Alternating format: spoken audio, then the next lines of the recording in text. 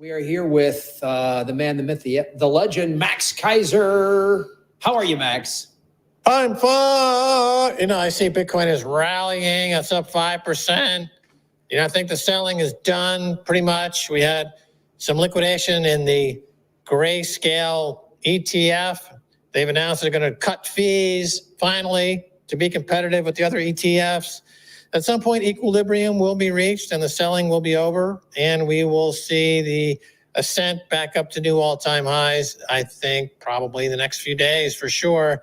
And that's the way markets are sometimes. They don't go up in a straight line. But for Bitcoin, the direction has been since 2009 up.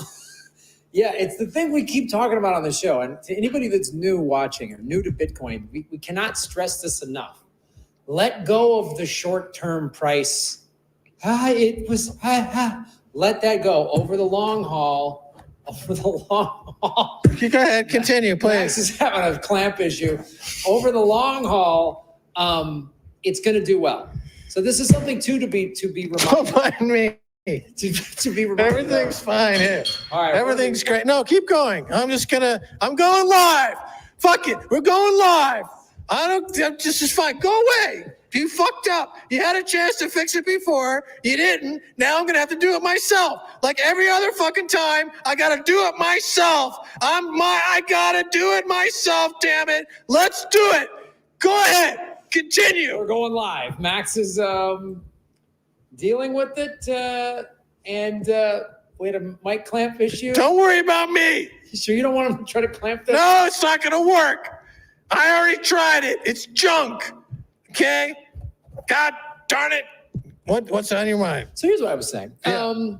This is for everybody out there to be aware of. Whenever Bitcoin hit, or anything, but whenever Bitcoin hits an all-time high, that means every single owner on the face of the earth is in a profit. So there's going to be a sell-off. There's going to be some people who are going to just go, I'm in a profit. I'm going to take some profits and sell off. That happens every time there's an all-time high. But if you hodl for the long run, it'll go up and you'll be fine. So yeah, exactly. You have the sellers who put in their sell orders at those old highs, and they're just waiting for it to get to the old high. And they're like, please, I just want to get out with my money. I don't want to have any losses. When it gets to that price I paid at the 69,000, get me out. And these orders go in and they get filled and they made no money. Meanwhile, there's a lot of other people out there who are a little bit more savvy about markets who have buy stop orders in. The second the price hits a new high, they automatically buy, because the fact is, if it's at a new high, the amount of resistance above the new high is zero, because nobody's there to sell.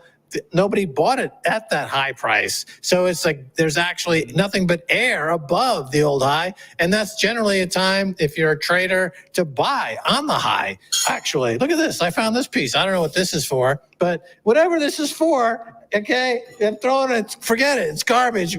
By the time this show's over, there's going to be nothing left at all of this thing. It's going to be just scrap metal for the dump. Okay, forget it. You had your chance. You blew it. Now, where was I? Oh, yes. The price is at new all-time highs. It triggers the buy orders, and, it goes higher. But to your point, the trend is up.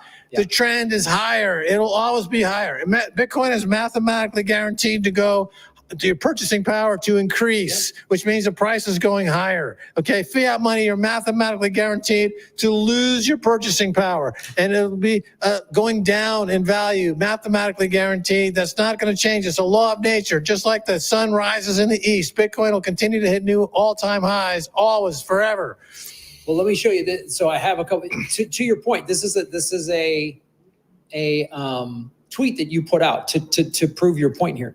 So. And it is you put out showing basically, you put out a home price in 2016 is $288,400. That's the average home price. And you said that in 2016 would have cost you 664 Bitcoin. In 2020, the average home price was $328,900. That would have cost you 45 Bitcoin. In 2024, the average home price is $434,700. that will cost you 6 Bitcoin. Like, this is such a great illustration of the point you keep trying to make of, yes, currently we're registering this in US dollars.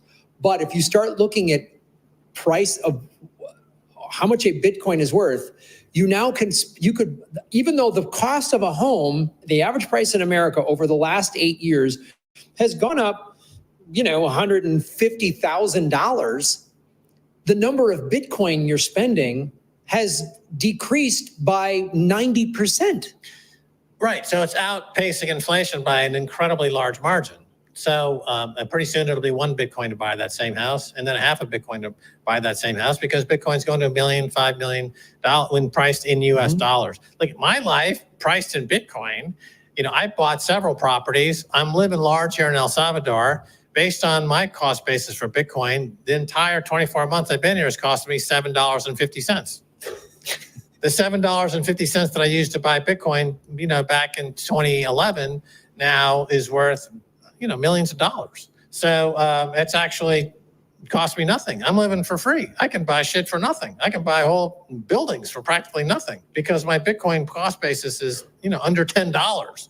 So what the fuck, man? What do I care?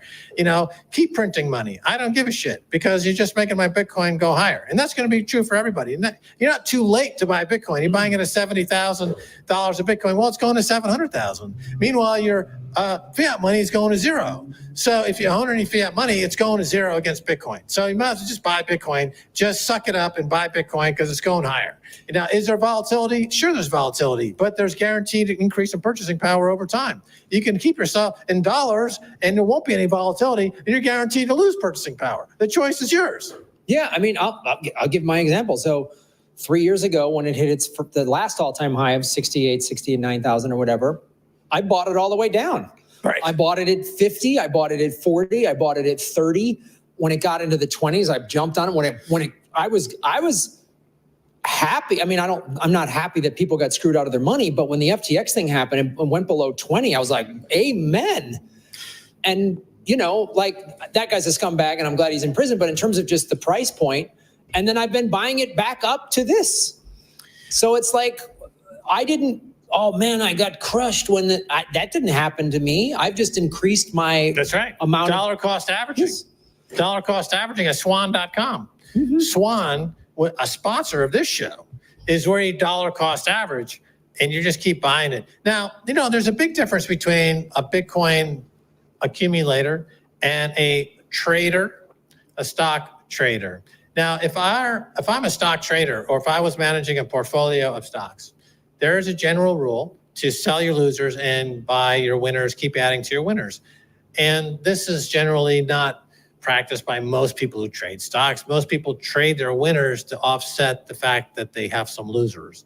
And this results in mediocre results over years, but nobody can seem to resist the temptation to sell their winners to pay off their losers, because the psychology of losing is a lot more damaging than the psychology of winning.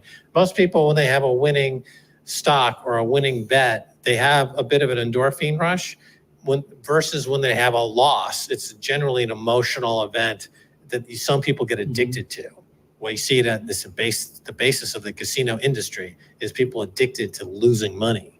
And people who sometimes, as a stockbroker on Wall Street, you would meet a lot of people like that who actually like to lose money. They feel guilty that they have money, and they come to you to seek their ability of you to take their money from them through the stock market losses that they can then justify as having had a legitimate possibility of making money, but they lost money, but they feel better because they cleansed themselves of that dirty money, right? There's a lot of psychology that goes on around money.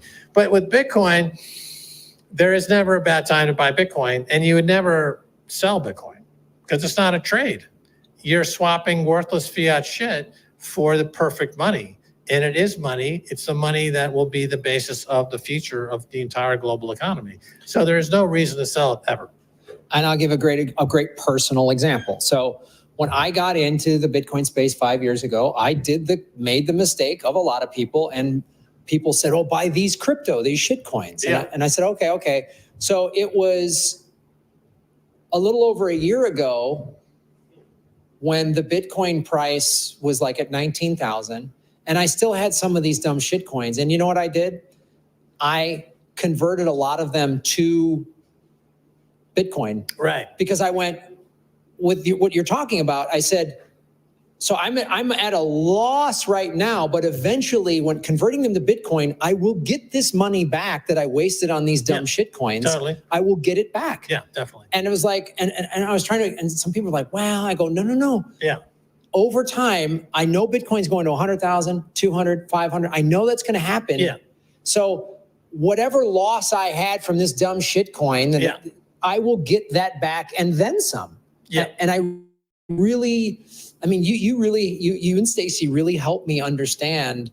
And then listening to Michael Saylor, like, yeah, of course. Just keep buying. Don't sell your Bitcoin. Obviously, if you're using Bitcoin like in a circular economy, like here, that's fine to use a little bit of it, or you get paid in fiat, you convert it to Bitcoin to spend in a circular economy. But the bulk of it, stack that shit. That's what I've been doing. And now I don't feel, now that Bitcoin, of course, has made a year later, 14 months later, is hitting all-time highs. Right. I've got my money back from those dumb shit coins. Right. Because my Bitcoin has gone up.